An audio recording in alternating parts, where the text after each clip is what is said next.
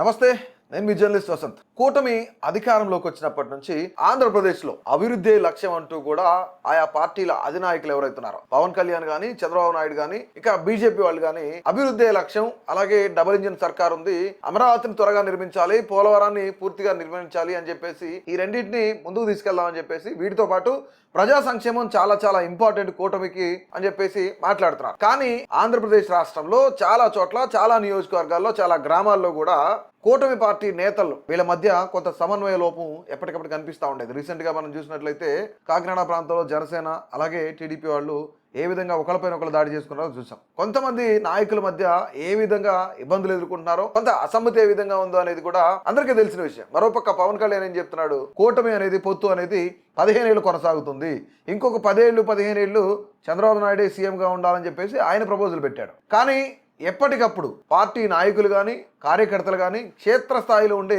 గ్రామాల్లో ఉండే కార్యకర్తలు కూడా సమన్వయంతో ముందుకెళ్ళాలి అని చెప్పేసి పార్టీల అధినాయకులు చెప్తున్నారు. కానీ అది ప్రజలకి, అంటే ఆ పార్టీల కార్యకర్తలకి పట్టినట్లే కనిపిస్తుంది. కార్యకర్తలకే కాదు, రీసెంట్ గా ఎమ్మెల్యేలకు కూడా ఇది వినపడలేదా అనుకోవచ్చు. నేను ఎందుకు ఈ మాటను చెప్తున్నా అంటే, సో రీసెంట్ గా ఏలూరులో జరిగిన ఏదైతే ముఖ్యంగా టీడీపీ పార్లమెంటరీ కమిటీ ప్రమాణ స్వీకార కార్యక్రమం ఏదైతుందో ఆ కార్యక్రమానికి సంబంధించి మంత్రి కొలుసు పార్థసారథి అటెండ్ అయ్యారు, అలాగే చింతమనేని ప్రభాకర్ కూడా అటెండ్ అయ్యారు. చింతమనేని ప్రభాకర్ కొన్ని సంచలనమైన కమెంట్స్ చేశారు. ఏంటి అంటే, కూటమి అంటే టీడీపీ, జనసేన, బీజేపీ నాయకులు, కార్యకర్తలు మాత్రమే, బయట నుంచి వచ్చిన వాళ్ళు కాదు, కూటమిలో కోవర్టులు ఉన్నారు అనేది ఆయన కొన్ని హాట్ కామెంట్ చేశారు. ఇప్పుడు జిల్లా రాజకీయాలని ఒక్కసారిగా ఆ వ్యాఖ్యలు కుదిపేస్తున్నాయి. ఎందుకంటే డైరెక్ట్ గా వేరే పార్టీ నుంచి వచ్చి టీడీపీలో జాయిన్ అయితే అది పార్టీ మనుగడకే దెబ్బ, పార్టీకి నష్టం కలిగిస్తుంది. సో ఇలాంటి వాళ్ళందరినీ మనం చాలా చాలా జాగ్రత్తగా చూడాలి, ఇలాంటి వాళ్ళని నమ్మొద్దు అన్నట్టుగా ఆయన వ్యాఖ్యలు ఉన్నాయి. ఆయన సంకేతాలు కూడా ప్రజల్లోకి అదే విధంగా వెళ్ళింది అనుకోవచ్చు. So at the same time Chintamaneni Prabhakar కి మంత్రి కొలుసు పార్థసారథి మాట్లాడుతూ కౌంటర్ ఇచ్చారనుకో. నేను ఎందుకు కౌంటర్ అని చెప్తున్నా అంటే,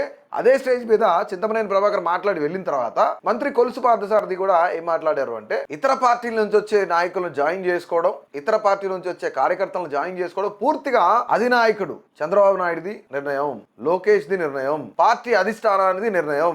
ఏదో ఒక నియోజకవర్గంలో ఈ ఇష్యూ జరిగితే దాన్ని జిల్లా మొత్తాన్ని వ్యాపింపు చేయడం అనేది కరెక్ట్ కాదు. సో ఇది తప్పు, ఇలాంటి మాటలు మాట్లాడకూడదు అన్నట్లుగా ఆయన మాట్లాడారు. అంటే ఇప్పుడు వైసీపీ నుంచి వచ్చింది ఎవరు, మంత్రి కొలుసు పార్థసారథి అదే స్టేజ్ పైన ఉన్నాడు. సో వైసీపీ నుంచి ఇక్కడ జడ్పీ చైర్పర్సన్ ఎవరైతున్నారు, పద్మశ్రీ ఆమె భర్త ప్రసాద్ రావు, ఇటీవల వాళ్ళు ఏంటంటే వైసీపీని వీడి టీడీపీలో జాయిన్ అయ్యారు. ఇప్పుడు చింతమనేని ప్రభాకర్ కి సంబంధించిన కార్యకర్తలు గానీ, ఆయన అభిమానులు గానీ ఏం చెప్తున్నారు, ఆ పద్మశ్రీ ఎవరైతున్నారో జడ్పీ చైర్పర్సన్ గా ఉన్న వ్యక్తి, వాళ్ళ హస్బెండ్ ప్రభాకర్ రావు గురించి, వీళ్ళ గురించే చింతమనేని మాట్లాడాడు, అక్కడ ఉన్న కొలుసు పార్థసారథి గురించి కాదు అనేది ఒక చర్చ జరుగుతుంది. కానీ ఏది ఏమైనా సరే చింతమనేని ప్రభాకర్ అలా మాట్లాడడం కరెక్ట్ కాదు అని చెప్పేసి టీడీపీలో కొంతమంది వర్గీయులు అంటున్నారు, మరికొంతమంది ఎవరైతే ఇతర పార్టీల నుంచి వచ్చిన నాయకులు ఉన్నారో అలా మాట్లాడడం సరికాదని చెప్పేసి కొంతమంది చెప్తున్నారు. ఇందులో జనసేన కానీ, బీజేపీ కానీ, మిగతా పార్టీల వాళ్ళు కూడా కొత్త చింతమనేని వ్యాఖ్యల్ని వ్యతిరేకిస్తా ఉన్నారు. ఇప్పుడు ఓవరాల్ గా ఒక్కసారిగా ఈ కమెంట్స్ అన్ని బయటకు రావడంతో మరొకసారి కూటమిలో, ఎస్పెషల్లీ టీడీపీలో అంతర్గత పోరు ఉంది అనేది బహిర్గతమైంది. రానున్న రోజుల్లో ఇవి మరింత పెరిగే ఛాన్సెస్ ఉన్నాయని కూడా చాలా మంది